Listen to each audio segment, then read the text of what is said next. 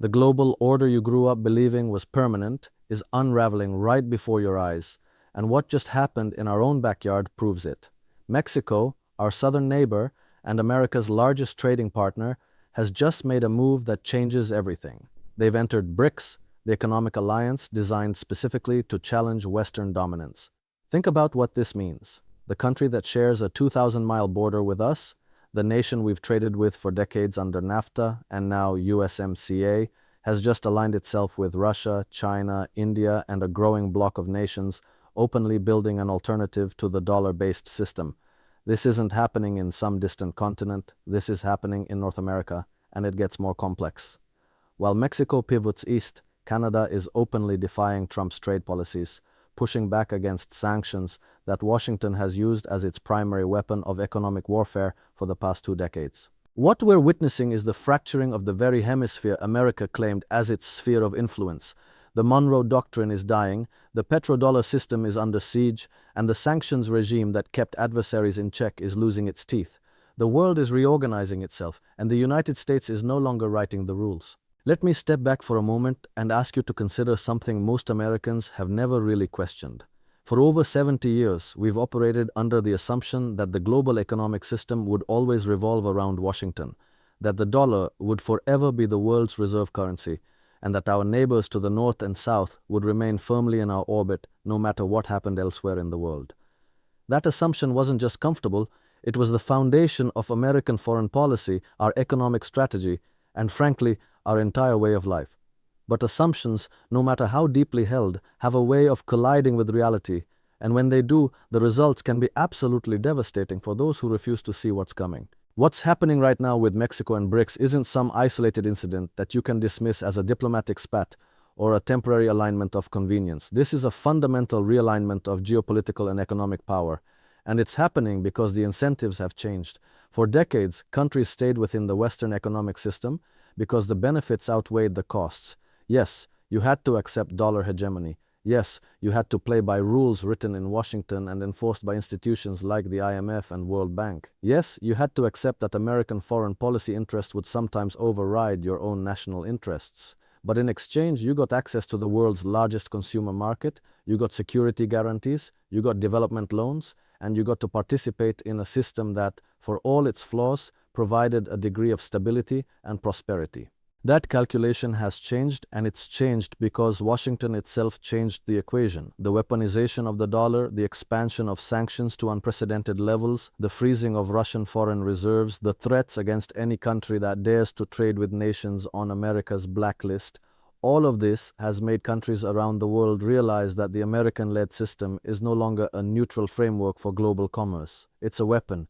And when you're holding someone's money hostage, when you're threatening their banks with being cut off from SWIFT, when you're telling them who they can and cannot trade with, you're not offering partnership, you're demanding submission. Mexico has watched all of this unfold. They've seen what happened to Russia. They've watched as the United States seized $300 billion in Russian reserves, an act that sent shockwaves through every central bank on the planet. If you're a finance minister in Mexico City or Brasilia or New Delhi or Jakarta, you're sitting there thinking, if they can do that to Russia, what's stopping them from doing it to us? And the answer, quite frankly, is nothing. Nothing except compliance with whatever Washington demands at any given moment. That's not a partnership. That's a protection racket. Now let's talk about what BRICS actually represents, because the Western media has spent years dismissing it as a talking shop, a collection of disparate nations with different interests who could never actually coordinate anything meaningful. And for a while, that narrative had some truth to it. The original BRICS nations, Brazil, Russia, India, China, and South Africa, did have divergent interests. They had border disputes, competing economic models, different political systems, but what they all shared, and what the expanded BRICS now shares, is a desire to create alternatives to Western-dominated institutions. They want a world where the dollar isn't the only option, where SWIFT isn't the only payment system, where the IMF and World Bank aren't the only sources of development finance. The expansion of BRICS has been stunning. We're not just talking about the original 5 anymore. Egypt, Ethiopia, Iran, and the United Arab Emirates officially joined. Saudi Arabia is circling closer. Argentina has expressed interest despite their new leadership. And now Mexico, a country that does more trade with the United States than almost anyone else on earth, has entered this bloc. Think about the symbolism alone. This is a nation that has been economically integrated with the United States for generations, whose economy is deeply intertwined with ours through supply chains, labor flows, and capital movements. For Mexico to join BRICS is the equivalent of a family member announcing at Thanksgiving dinner that they're moving in with your rivals. It's not just unexpected, it's a direct statement about how they view the future. But Mexico isn't making this move in a vacuum. They're responding to very real pressures and very real opportunities. On the pressure side, they've watched as the United States has become increasingly unpredictable as a partner. The Trump administration threatened tariffs, demanded Mexico pay for a border wall, pressured them to accept asylum seekers, and generally treated Mexico as a subordinate rather than a sovereign nation. The Biden administration, despite its softer rhetoric, has continued many of the same policies. From Mexico City's perspective, the United States is no longer a reliable partner whose interests align with theirs. We're a domineering neighbor who expects compliance without offering respect. On the opportunity side, BRICS offers Mexico something the United States cannot: diversification. China is already Mexico's second largest trading partner after the United States, and that relationship has been growing rapidly.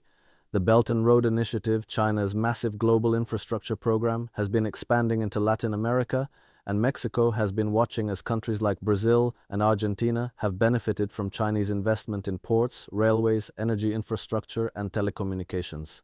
BRICS offers Mexico access to development financing that doesn't come with the political conditions that American and European money demands.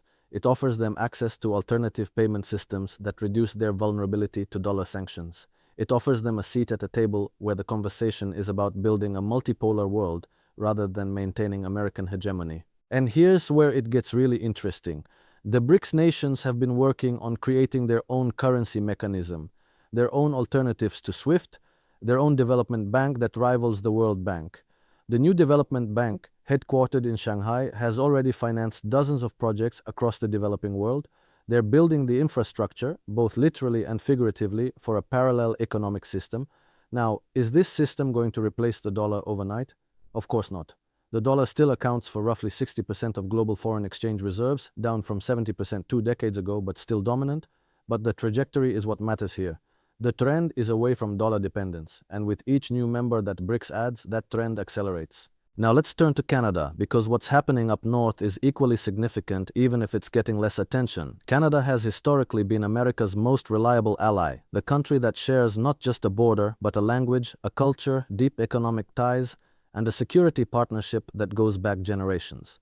Canadians and Americans have fought side by side in virtually every major conflict since World War I. The two economies are so integrated that disrupting trade between them would be catastrophic for both sides. And yet, Canada is now openly pushing back against American policy in ways that would have been unthinkable just a few years ago.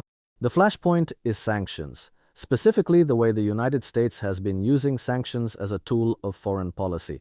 Canada has traditionally gone along with American sanctions programs, whether they targeted Russia, Iran, Venezuela, or other countries on Washington's blacklist.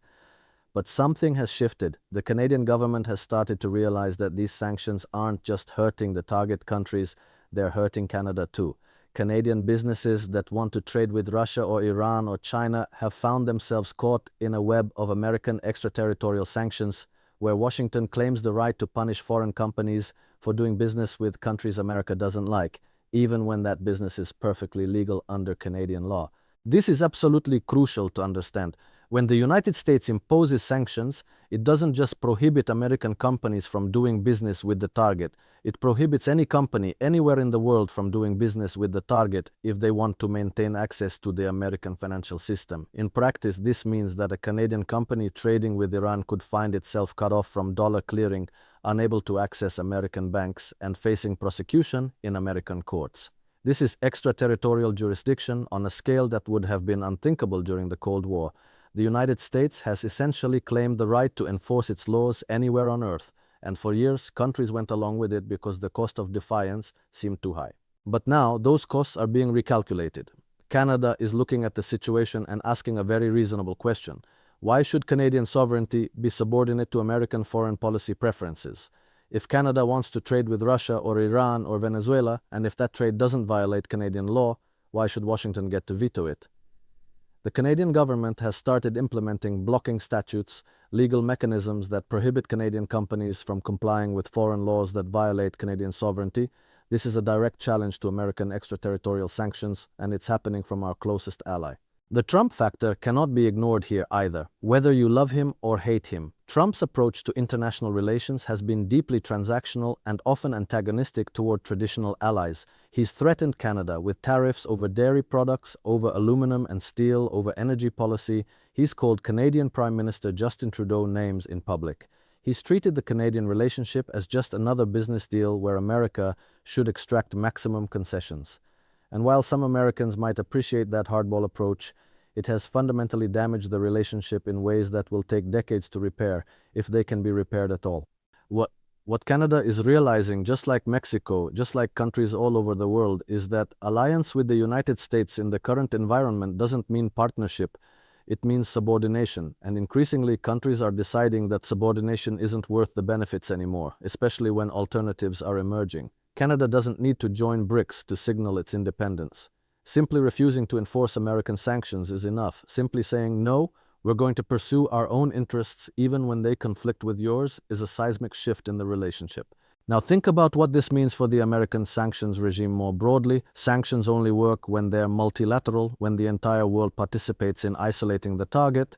If it's just the United States imposing sanctions while everyone else trades freely, those sanctions become meaningless. Russia is the perfect example. The United States and Europe imposed the most comprehensive sanctions package in history on Russia after the Ukraine conflict began. They froze reserves, cut banks off from SWIFT, banned technology exports, prohibited energy deals, and threatened secondary sanctions against anyone who helped Russia evade these measures.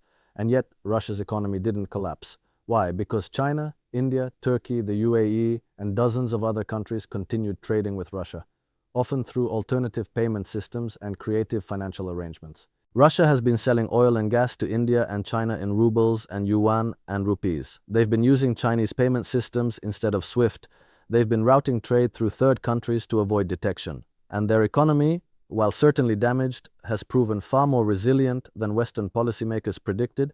This is the nightmare scenario for Washington, a world where sanctions don't work anymore because too many countries are willing to ignore them or work around them. If Canada, our neighbor and closest ally, is now willing to push back against the sanctions regime, what signal does that send to the rest of the world? It tells every country that's been sitting on the fence, wondering whether they can afford to defy Washington, that defiance is not only possible but increasingly common. It normalizes resistance, and once that norm is established, the entire architecture of American economic power starts to crumble. Let's connect these two developments, Mexico joining BRICS and Canada defying sanctions, because they're not separate stories. They're part of the same larger narrative about the decline of American hegemony and the rise of a multipolar world order. For the past 3 decades, since the fall of the Soviet Union, the United States has operated as the sole superpower, the indispensable nation, the country that could unilaterally impose its will on the rest of the world through a combination of military might, economic leverage, and institutional control. That era is ending, not because America has suddenly become weak, but because the rest of the world has gotten stronger and more assertive. The BRICS nations collectively represent nearly half the world's population and a growing share of global GDP. When you add in the countries that are aligning with BRICS without formally joining, nations like Indonesia, Malaysia, Thailand, Nigeria, and others, you're looking at a bloc that could soon represent the majority of humanity and the majority of global economic output. These countries aren't interested in replacing American hegemony with Chinese hegemony. They're interested in creating a world where no single power dominates, where multiple centers of authority exist, where countries can pursue their own interests without being forced to choose between Washington and Beijing. This is what multipolarity means in practice, and it's fundamentally incompatible with the world order the United States has been trying to maintain. American foreign policy for the past 30 years has been predicated on the assumption that we could shape the world in our image, that we could spread democracy and free markets and liberal values through a combination of incentives and coercion. That project has failed. It failed in Iraq and Afghanistan, it's failing in Ukraine, it's failing in the Middle East, and now it's failing in our own hemisphere, in our own backyard with our own neighbors. The tragedy here, if we're being honest, is that none of this had to happen. The United States could have chosen a different path after the Cold War. We could have built a genuinely inclusive international order where American leadership meant coordinating with allies rather than dictating to them. We could have resisted the temptation to weaponize the dollar and the financial system.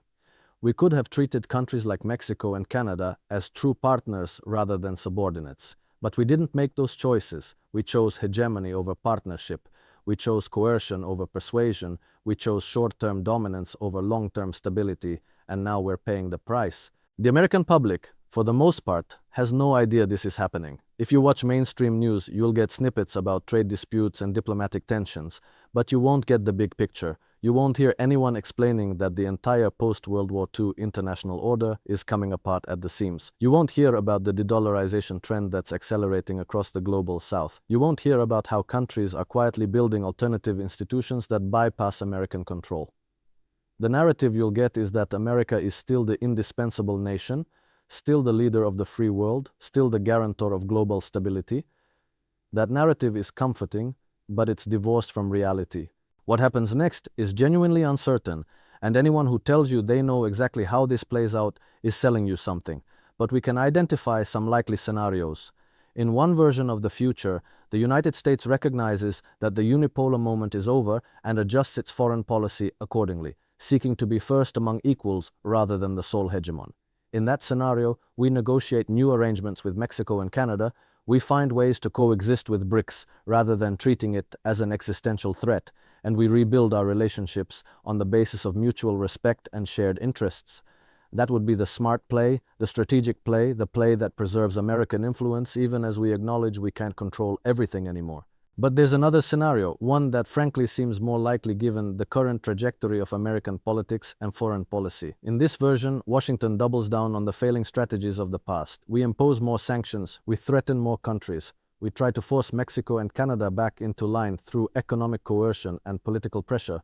We treat the emergence of BRICS as a declaration of war on the American-led order and respond accordingly. In that scenario, we accelerate our own decline because we turn more countries into adversaries. We push more nations toward alternative systems, and we exhaust ourselves trying to maintain dominance that's already slipping away.